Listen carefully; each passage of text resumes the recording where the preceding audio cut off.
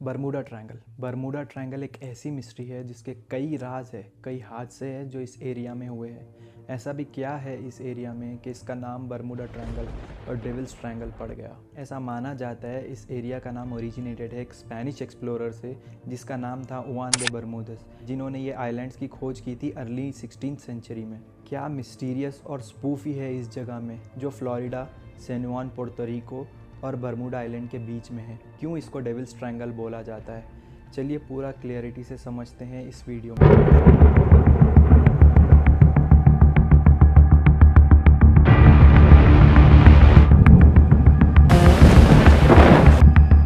The Bermuda Triangle. Bermuda Triangle.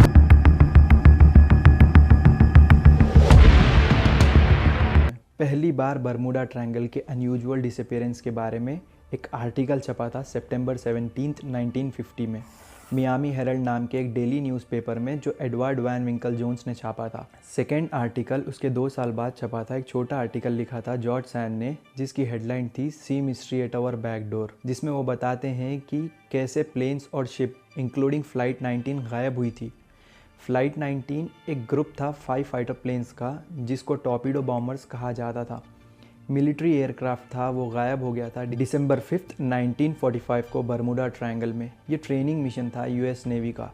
George पहले आदमियों में से थे जिन्होंने ये लेआउट निकाला था ट्रायंगुलर शेप का जहाँ ये घटनाएं हुई थी और अपनी सजेशन दी ये एरिया सुपरनैचुरल एक्टिविटी का हिस्सा है जिसका शिकार फ़्लाइट 19 हुआ था दिसंबर 5, 1945 को। बात यही ख़त्म नहीं हुई। फ़्लाइट 19 को फिर से एक बार हॉट न्यूज़ बनाया था अप्रैल 1962 में अमेरिकन लीगन मैगज़ीन में, जिसमें एलन वेस्ले एकर्ट लिखते हैं कि फ़्लाइट लीडर बोल रहे थे इंसिडेंट से पहले हम सफ़ेद पानी में इंटर हो रहे हैं, कुछ सही नहीं लग रहा, हमें नहीं पता हम कहाँ हैं, पानी हरा है नहीं सफ़ेद है। और ये भी लिखा नेवी बोर्ड की इंक्वायरी ऑफिशियल्स ने कहा कि ये प्लेन्स मार्स पर चले गए। यही नहीं। और सुनिए, फरवरी 1964 में विंसेंट गैडिस एक आर्टिकल लिखते हैं एर्गोसी मैगज़ीन में जो डेडली बरमूडा ट्रायंगल के नाम से था, जिसमें वो कहते हैं कि फ़्लाइट 19 और दूसरी घटनाएं जो हुई थी सुपरनैचुरल स्ट्रेंज पैटर्न का हिस्सा है जो इस रीजन में होती है। फिर नेक्स्ट ईयर विंसेंट अपनी बुक में अपने आर्टिकल का हवाला देते हैं जिसका नाम इनविजिबल हॉरिजन्स था।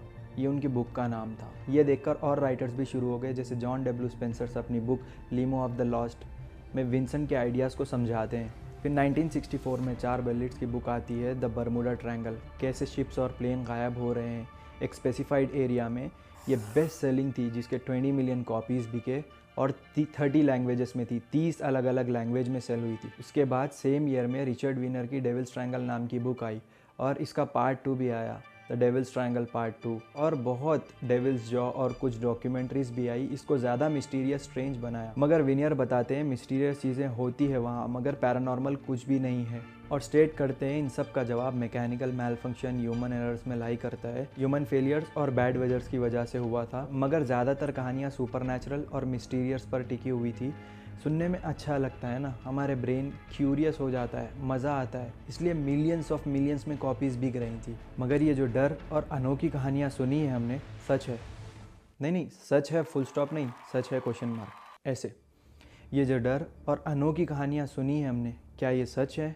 बहुत एक्सप्लेनर्स ने हमें एक्सप्लेन किया है, मगर आप मुझसे कुछ स्पूफी मिस्टीरियस नरेशन सुनने आए हो तो सॉरी, मैं कोशिश करूंगा कि साफ साफ बात आप तक पहुंचाने की। क्या ये स्टोरीज़ पर यकीन करने के लिए ये कहानी की किताबों के सोर्सेस काफ़ी है? चलिए जानते हैं इसका एक्चुअल और लॉजिकल साइंटिफिक प्रूवन रीज़न क्यों वहाँ शिप्स और एयरक्राफ्ट्स मिसिंग होते हैं, गायब होते हैं।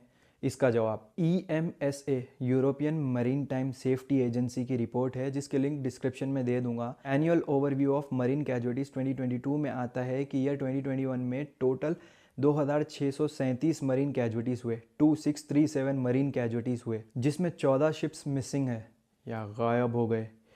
एक साल में 14 शिप्स मिसिंग है। इतने तो बरमूडा ट्रायंगल के अपने प्राइम टाइम में भी नहीं था, क्योंकि वो कई सालों में 1-2 बार होते थे जिसको बार बार बोलकर फ्रेश रखा जाता था। फिर कोई इंसिडेंट होता तो लगता कि सही बात थी, मगर मरीन लाइफ के लिए ये नई बात नहीं है। 14 शिप्स मिसिंग हो गई 2021 में, जो कि कम है उससे पिछले सालों के कंपैरिजन में।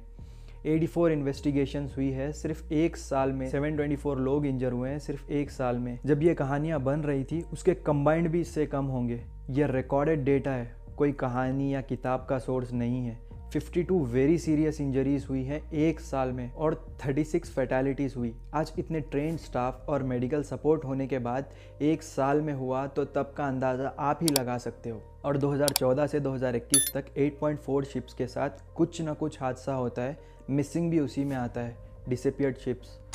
8.4% का एवरेज भी कम माना जाता है। ये सिर्फ बर्मुडा ट्रायंगल में नहीं, ग्लोबल लेवल पर मिसहैप्स होते हैं और बर्मुडा ट्रायंगल टॉप 10 प्लेसेस में भी नहीं आती जहां ऐसे इंसिडेंट्स होते हैं। बर्मुडा ट्रायंगल से कई शिप्स आज भी पास होती है, वहां रेगुलर से कम कैजुअलिटीज़ होती है, रेगुलर से कम मिसहैप्स होते हैं। हाँ, अब ऐसा भी नहीं है कि वहाँ कुछ भी नहीं है, वहाँ मिसहैप्स हुए हैं। उसका सिंपल एक्सप्लेनेशन है, बर्मुडा ट्रायंगल के पास जियोमैग्नेटिक डिस्टर्बेंस आता है। ये बस एक कोइंसिडेंस है। बाकी जो शिप सिंक हो गई वो एरिया में मीथेन टाइप की एक गैस होती है, उसका एक्सप्लोजन होता है। पानी के नीचे ओशन फ्लोर्स पर मीथेन के डिपॉजिट्स हैं। जैसे कि कई एरियाज़ में ज़मीन के नीचे ऑयल होता है, जैसे मिडिल ईस्ट में है, मगर हर जगह नहीं होते। वैसे ही वहाँ मीथेन हैं जिसके ब्लोआउट्स होते हैं, तो एक्सप्लोजन की वजह से पानी सिंक होता है अपने आप में।